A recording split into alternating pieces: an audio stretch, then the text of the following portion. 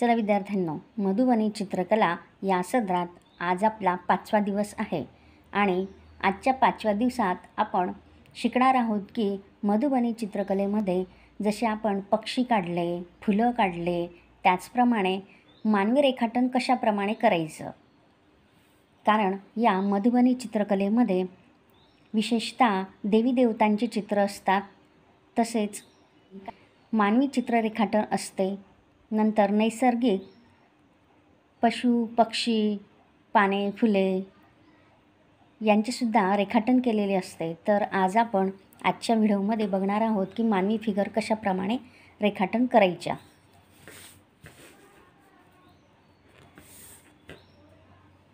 मी तुम्हाला आज mail and female असं ड्रॉ करून दाखवते। त्याचप्रमाणे ड्रॉइंग करून तुमच्या मधुबनी चित्रकलेचा सराव करा। सुरुवातीला एक असा गोल आकार काढून घ्यायचा आहे। मी तुम्हाला अगदी अस्पष्ट असं पेन्सिलीने ड्रॉ करून दाखवते, नंतर यालाच स्केच पेनने ड्रॉइंग केल्यानंतर तुम्हाला ते चित्र स्पष्टपणे समजेल। अगदी सहज रेषा ओढता येतील असं रेखाटन आपल्याला करायचं आहे। जसे की स्मरणचित्रात आपण जेव्हा ते मेमरी ड्रॉइंग रेखाटन करतो त्यात जसे रेखाटन असते त्यापेक्षा सोप्या पद्धतीने मधुबनी चित्रकलेमध्ये हे रेखाटन करायचे असते। खूप असे बारकावे न करता आपण साधारण नाक, डोळे, कान असे रेखाटन केले तरी भरपूर होते।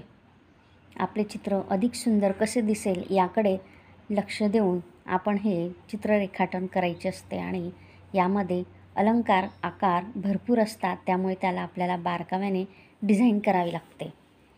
आता मी तुम्हाला या चित्रात फिमेल काढून दाखवत आहे।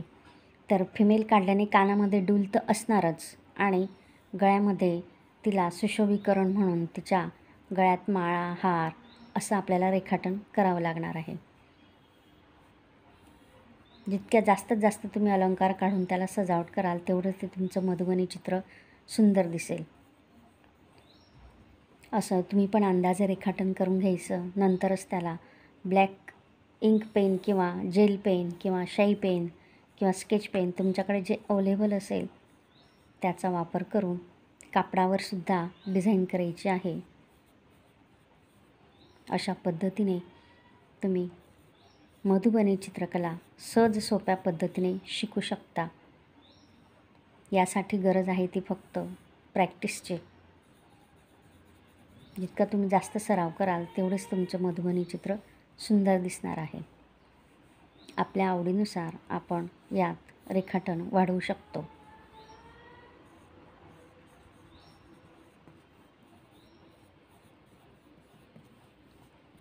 या अगोदरच्या पहिल्या दिवसात, दुसऱ्या दिवसात आणि पहिल्या, दुसऱ्या, तिसऱ्या, चौथ्या या व्हिडिओमध्ये तुम्ही सहज सोपे रेखाटन याचा सराव केला आहे। आज आपण मानवी चित्र रेखाटन करायला तुम्हाला जी भीती वाटत होती ती भीती मी आज तुमची घालवणार आहे। अगदी सहज सोप्या पद्धतीने आपण हे चित्र ड्रॉ करत आहोत। हे झाले फिमेल ड्रॉइंग। या मी तुम्हाला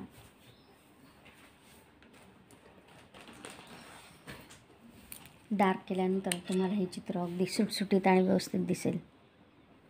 अगदी हलक्या हाताने ड्रॉइंग करून घेतल्यानंतर आपण याला आउटलाईन करणार आहोत।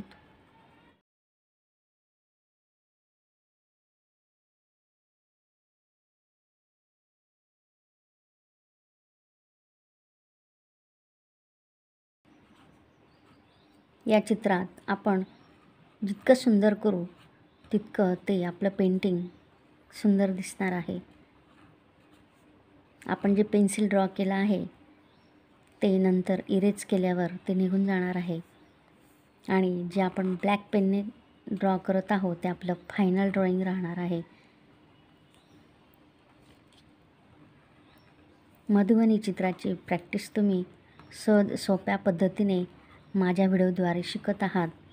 याचप्रमाणे आपण मधुबनी चित्रकला शिकल्यानंतर तुम्हाला राजस्थानी पेंटिंग कशा पद्धतीने रेखाटन करायची आणि कशा पद्धतीने रंगकाम करायचं हे सुद्धा आम्ही पुढील व्हिडिओमध्ये दाखवणार आहे। त्यामुळे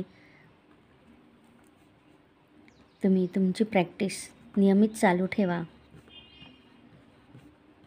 मधुबनी चित्रकला, राजस्थानी चित्रकला हे सगळं तुम्हाला माहीतच पाहिजे. एलिमेंटरी आणि इंटरमिडिएटच्या विद्यार्थ्यांसाठी तर अतिमहत्त्वाचे आहे. कारण आपण चित्रकला शिकतो, पण परिपूर्ण त्या चित्राविषयी आपल्याला माहिती नक्कीच पाहिजे.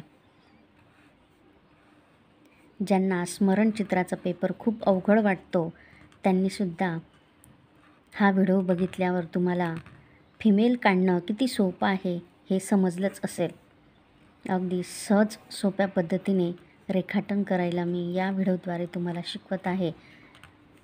तुम्ही स्वतः प्रॅक्टिस करा आणि आपल्या मित्रमैत्रिणींनासुद्धा अशा प्रकारे चित्र काढायला प्रॅक्टिस करायला सांगा.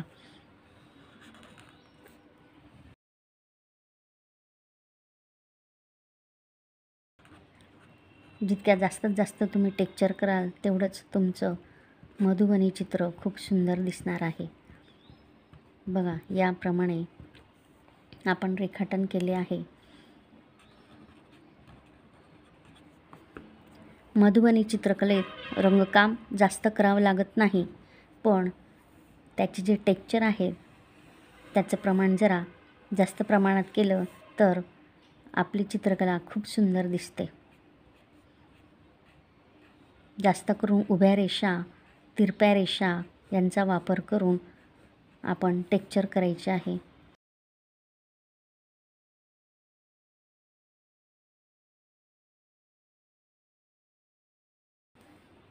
अगदी कमीत कमी वेळेत तुम्ही मधुबनी चित्रकला सहज सोप्या पद्धतीने शिकू शकता.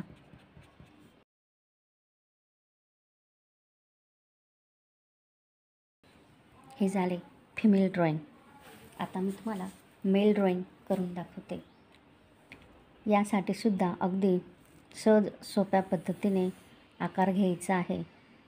राम, सीता, राधा, कृष्ण अशा फिगर जास्त करून या पेंटिंगमध्ये काढल्या जातात. त्यामुळे तुम्ही यांचा सराव भरपूर प्रमाणात करायचा म्हणजे तुम्हाला चांगलं रेखाटन जमेल.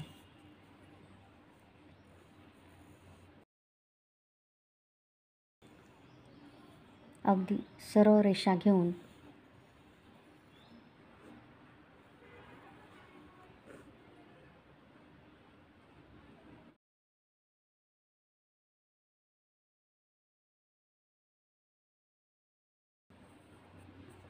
हे झाले आपले फिमेल ड्रॉइंग.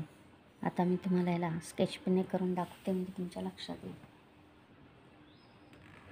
हा त्याच्या केसांचा भाग आहे आणि हा कानाचा आकार आहे.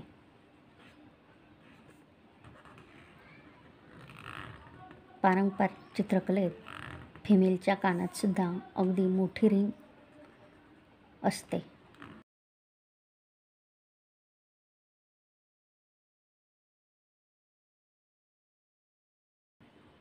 तुम्हाला इथे अशा प्रकारे मिशी काढून दाखवता येईल.